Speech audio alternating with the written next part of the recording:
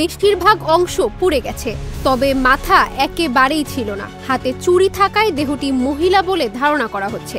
এ ঘটনায় পুলিশ ফারহান রনি নামে এক যুবককে গ্রেফতার করেছে।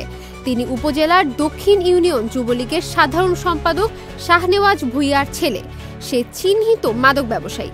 এলাকাবাসী ও প্রত্যক্ষদর্শীরা জানান, উপজেলার গাজীর বাজার এলাকার এক ব্যক্তির বাড়ি থেকে রাজহাঁস চুরি হয়।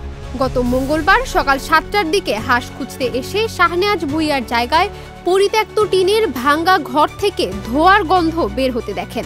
সেখানে থাকা ফারহান রনি জানায় সে পাতা পোড়া দিয়েছে। একথা বিশ্বাস না হলে হাঁসের মালিক দুই ভাই এনামুল ও রোমান এবং তাদের চাচাতো ভাই ওবায়দুল ঘরের ভেতরে কি দেখতে চায়। এ সময় ফারহান ক্ষুব্ধ হয়ে তাদেরকে মারার হুমকি দেয়। এতে সন্দেহ ঘনীভূত হলে তারা সহ গ্রামের লোকজন গিয়ে গর্তে পুড়তে থাকা লাশ দেখতে পান। পুলিশকে খবর দিলে পুলিশ ঘটনাস্থলে এসে লাশটি বের করে। এ বিষয়ে আখাউড়া থানার পরিদর্শক শাহিনুর ইসলাম জানান, একজনকে পুড়িয়ে ফেলা হয়েছে। তার দেহের বেশিরভাগ অংশই পুড়ে গেছে। সে পুরুষ না মহিলা তা বোঝা যাচ্ছে না। পরিচয় শনাক্তে সিআইডি ও পিবিআইকে খবর দেওয়া হয়েছে।